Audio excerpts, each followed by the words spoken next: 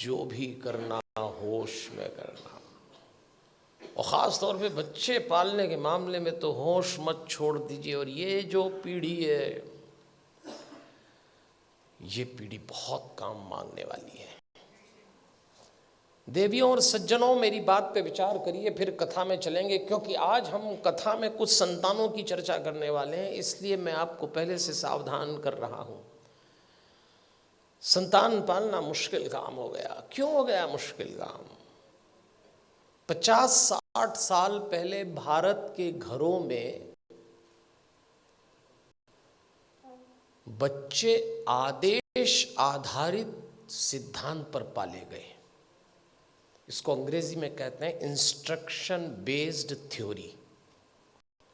50-60 साल पहले, उनमें से कुछ लोग बैठे होंगे, घर का कोई एक सदस्य, दादा हो, पिता हो, बड़ा भाई, आदेश देता था और सबको पालना था।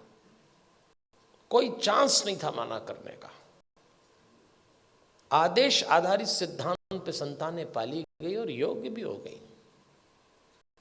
समय बीत गया, वो सिद्धांत चला गया, दूसरा आया। और दूसरा सिद्धांत आया विचार विमर्श पर आधारित। इसको डिस्कशन बेस्ड थ्योरी कहते हैं।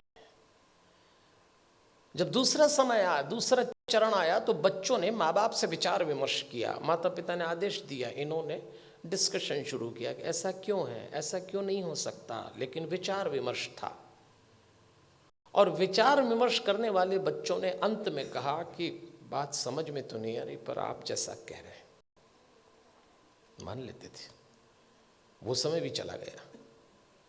फिर भारत में तीसरा चरण आया, और यह आया डिबेट बेस्ड थ्योरी का। इसमें बहस शुरू हुई। माँ बाप ने बोला नहीं और बच्चों ने बहस की नहीं। बिना बहस के तो कोई काम निपटा ही नहीं। माँ बाप ने कहा प्रणाम करो, क्यों करें? भगवान है तो क्या जरूरी है कि यहीं है? अभी तो कल कह रहे थे सब जगह है। अरे तो हम कर रहे हैं तो तुम करो। अरे तो आप कर रहे हो तो हम क्यों करें?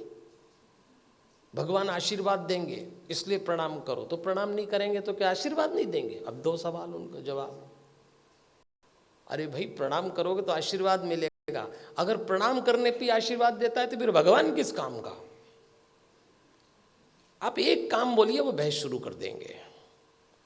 और इस पीढ़ी ने जब बहस शुरू की तो इसको एक गलत फहमी भी हुई कि हमें अपने माँ बाप से ज्यादा अकल है। यहां से खतरा शुरू चालू हो गया। ये तीसरा चरण था।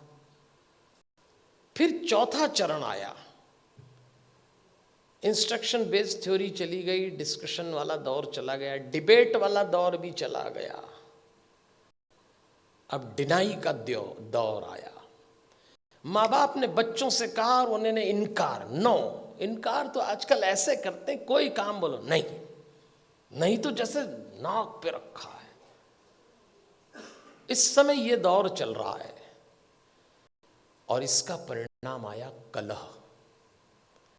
धीरे धीरे माता पिता और बच्चों के बीच में कलह चालू हो गया।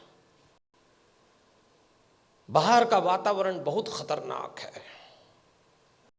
आप अपने बच्चों को घरों में संस्कार दे रहे हैं, समझाइश दे रहे हैं, परंपरा सिखा रहे हैं, बच्चे जरा सा देहरी पार जाते हैं, दुष्कर्मों की, वासनाओं की आंधियां चल रही हैं, दुराचरण के थपेड़े चल रहे हैं। कैसे बचाएंगे इन बच्चों को?